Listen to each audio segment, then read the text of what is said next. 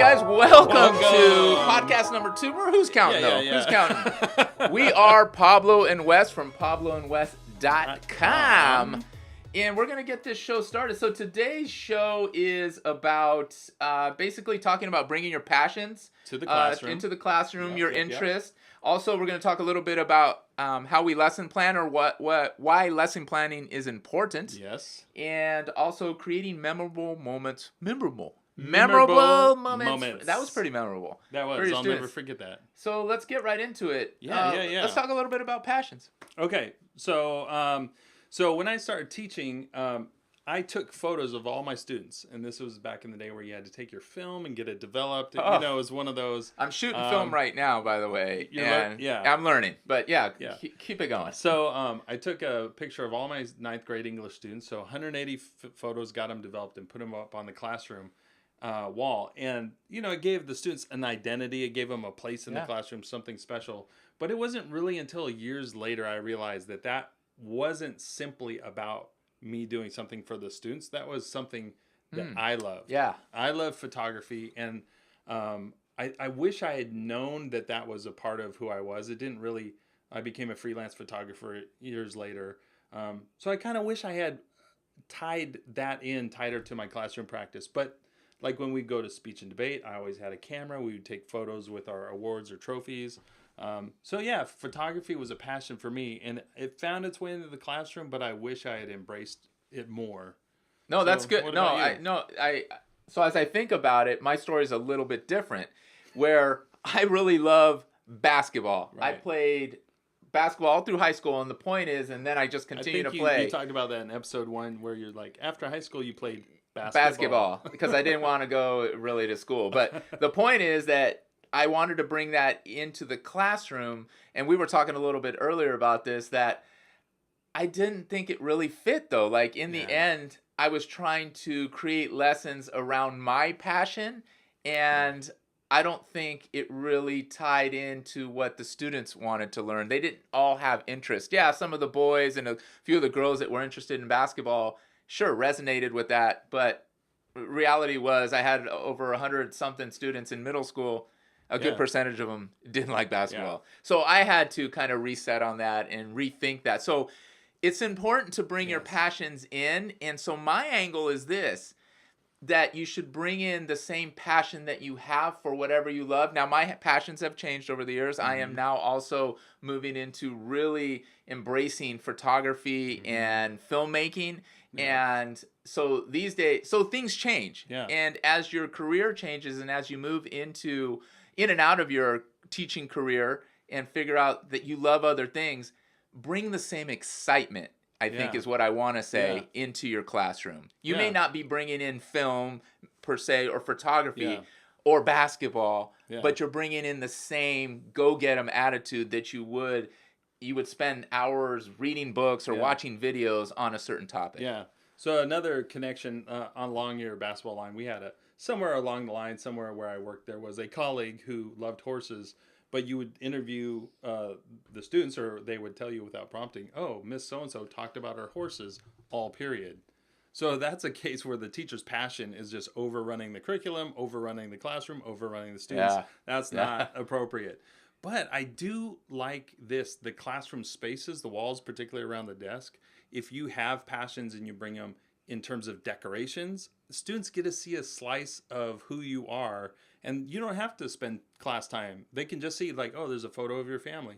So I know some teachers don't do that. They're like, hey, that's my personal business. It's separate. Yeah. But it really speaks volumes to kids that you love spending time in that space so much that you want to have the things you love outside the classroom with you inside. Yeah, I agree. As much as you want to know your students, I think they want to know about you too. It's that what is that that kind of meeting in the grocery store when you meet the student and you're like, what? You shop? You shop? Like, yeah, I got to eat, kid. I got to eat too. So, but that's a funny thing. Like, if you had talked about, hey, I go to Ralph's or the local grocery store, that it becomes more real to them. And so they don't really see you as real people for the first year or so, or maybe not till after they leave your classroom, that they're like, hey, you're real. Yeah. I have students who still call me Mr. Creasel, and they've been graduated for 10 years or more. It's ridiculous. I don't You don't completely you dislike like that that. because I think it's a sign of respect. It Not that is. I need to be the almighty, Yeah. but I think it's nice that they're still It is. respecting you in that way. That's Yeah, all. that's And that's true. the relationship you had when you kind of just knew him back in Yeah. the day. It Yeah. was, Mr. Creasel. But Yeah, I that's get you, true. Wes. I get you, Pablo and Wes. That's right. All right, let's move on to the next part. We're gonna Yeah. slide right into lesson plans. planning. Why? Well, I just want to say one thing. Yeah. Do it. Like, I don't care at what Plan level. your lesson. Plan your lessons. It Yeah. can be at any level. I mean, some people might be at bullet points.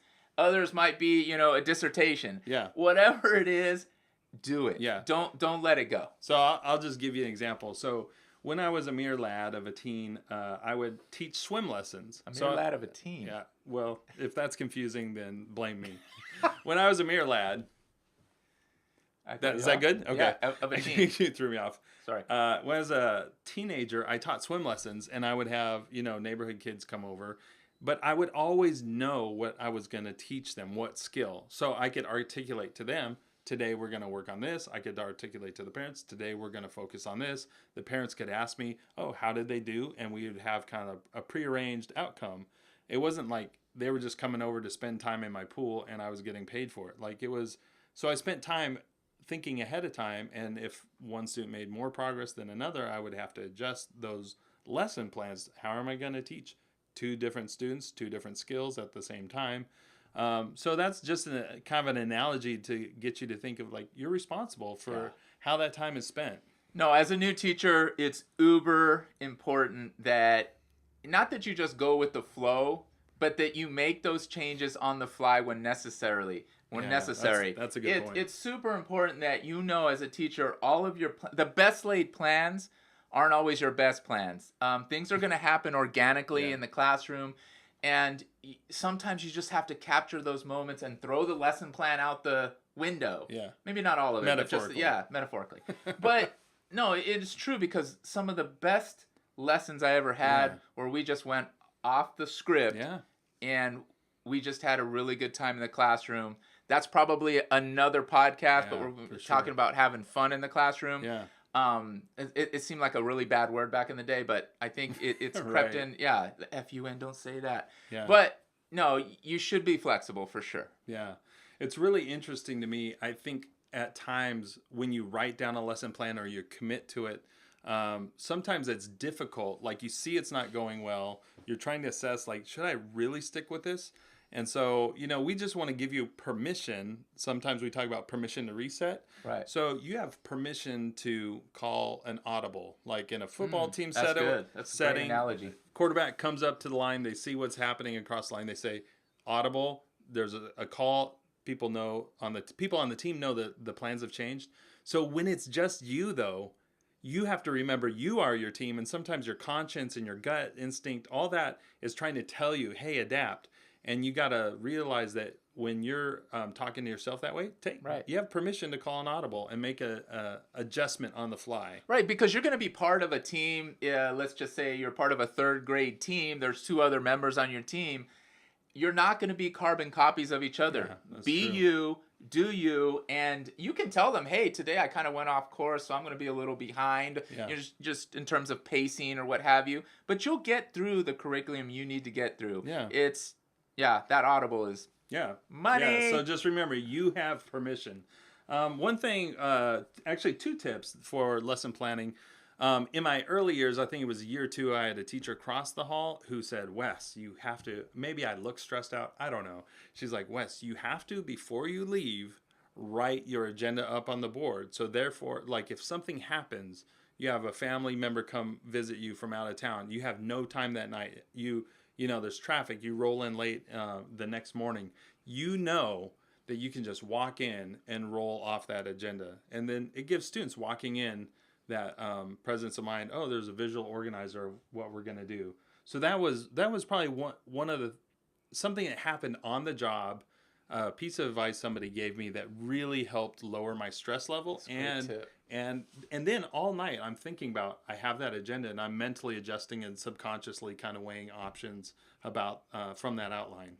Yeah, no, and if you're talking about emergencies or sickness, you may wake up at 5 a.m. and say, oh man, I have my lesson plan book here. How does that Yeah. substitute get it? Well, there's these days you can take a picture, put it in Google Drive, share it with the office Yeah. manager. I've even seen videos being recorded in the morning, all sneezy and Sick. nasally and sick, and like, today, kids, what you're gonna do? But you still can have that connection, Yeah. super cool with kids because of what we have today, and that's all the digital and the Yeah. technology that we do have. So Yeah. those are small little tips on what you can do in terms of creating lesson plans. But I think the point is do it because you want a roadmap. Yeah, yeah. You don't want to just fly by the seat of your pants or off the cuff the whole time. Yeah. I don't think that makes for a real professional teacher, and that's No. what you want to be. And then, so for example, I kept a daily journal or like a lesson planning book throughout the year. So I would have, as the weeks unfolded, I would have kind of like a month at a glance. And then that document, because I was faithful to keeping those notes, at the end of the year, I could look back and really assess certain things went well, certain things I could adjust. So it helped reflect, or even you take off for the summer and you come back and you're like, oh my gosh, what am I Yes. going to do? And you start looking through that archive and you realize like, wow, I've put in a lot of work thinking through my craft and documenting it, and it just helps you kind of iterate and become the next best version of you. So I highly recommend keeping written documentation of your lesson plans for the future, not just for the moment. No, agreed. Why am I always agreeing with you? We're agreeable. Wow. We're a good team. Yeah, it's good. I like that. Delineate. Like, you want to look back and say, that didn't work, or I just didn't like doing that. Don't think that, Yeah. well, we have the opposite saying, but sometimes done isn't better than good. But just because you have it for next year, maybe you don't want it. Yeah. You should go Yeah. back and review, say, this, I don't want to do. I didn't even have good time with it, even Yeah. though it was easy to do. But, yeah. Yeah, it's a good point. It's a good point. So, should we talk about memorable moments? Absolutely. All right. So, we're going to segue into talking about creating memorable moments in your classroom. And immediately when Pablo suggested this topic, I thought, and I actually hinted at the end of the last podcast episode, I talked about a funeral. So we were teaching Romeo and Juliet. Yeah. So this was ninth grade, my opening, my first year. And we were going to have a funeral so it's brilliant in its inception. All the students in the class would play a role and they would write a eulogy for one of the characters who had passed away. So if you don't know the tragedy of Romeo and Juliet, many characters die. And so there's many eulogies to be read. So they would read through specific parts of the play where that character was talked about and then pull out these qualities that they wanted to talk about. Great idea. So I said, well, let's up that. Let's have flowers. Let's have serene music. Does anybody have a casket? Can you believe I said that? I said, does anybody have a casket? And a student, I'll never forget, Jeremy says, I have a casket. And I was like, okay, just stupid, Wow. stupid new teacher. Okay, can you bring it? So he brought a casket, a blue velvet casket. Wait, it was brought like a casket. So it wasn't like a full weight like wood casket. It was kind of like a mock still, plastic casket. It was a casket. We brought it in. We had it at the front of the classroom. Wow. Please don't do this. This goes back to our last point about lesson planning. And it was a great visual. It was very memorable, very effective. Except if you've had any students who've been to a funeral and it's been somebody close to them, and I had a student who was very emotional at the side of the casket in the classroom, I would say that was memorable, but in a bad way for that student. So looking back, that wasn't very responsible of me. I could have done all of that without the last detail of like actually putting a casket in the classroom. But, nevertheless, unforgettable. Yeah. Unforgettable. So, inquiry. Wes was just talking about it. Build inquiry in your class. You have approximately 180 shots at this. It's not a lot. If you think about the number 180, it's not an overwhelming number. That's the number of days you have your kids coming to school, and that's on the record. Yeah. I mean, that's not minus. That's minus Yeah. or not minus testing and just a lot of the other things that pop up. Assemblies, field trips. You go on and on and on. And for the days that certain students are absent. Yeah. So you even have less time. Yeah. But you create for at the very least memorable moments, and every day should be one of them. Every day should be one of them. And There's a couple books that come to mind. The Power of Moments. Ditch that textbook and teach like a pirate. And just look at those books when you can, or if you can, and glean some ideas from there. But one of the things is just create something that every day kids want to run and just trample. No, that's a word. They want to trample over, but they want to really rush to your class to be part of your class. Like, what's Mr. Diaz, what's Mr. Creasel going to do today? Yeah. And that's the kind of environment you want to create. As a new teacher, as a veteran teacher, it does not matter. You want to create those moments, not just moments, but inquiry-based times where it's just on the daily. People want to come. Kids want to come to your class. Yeah. So I had so speaking of classroom props, there was another play we read that required a living room set. That was one of the settings. So we actually had a family bring a dining room table, a sofa. I put up curtains. So we actually had, I think one teacher donated like an old time record player. This was A Raisin in the Sun by Lorraine Hansberry. So we had a living room set at the front of the classroom. So students would walk by, not in my class, and go, what's going on in there? So it created this air of mystery and intrigue, and that was up for the duration of that piece of literature. And then we, took the pieces down and sent them home. But nice. That created, like, I know students still remember that, and they still talk to me about that. Yep. Wes. Yes, sir. I think we've come to that time. What time is it? It's time to end the podcast. No, already? Yeah, we had a good time today. It was good. It was good. Let's recap a little bit. Yeah. So we started out today by talking about your passions. Be passionate, everybody. Yes. Be passionate. Teach like your hair is on fire. That's another, I think, book. Yeah. Lesson plan. So lesson plan. So make sure you do it. Do it. Plan that lesson. Keep that documentation. At whatever level. At whatever level you're at. And then create those memorable moments. In fact, this leads us into on next week's show. Yeah. Or sorry.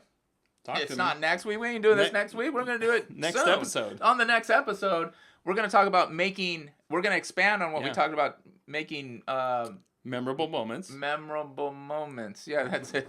And we're going to talk about making everyday magical. That's really what I wanted to say. We're also going to talk about how to find money for your classroom. And then we're going to show you how to seek out partners in the community. Yeah, it's great. I'm looking forward to it.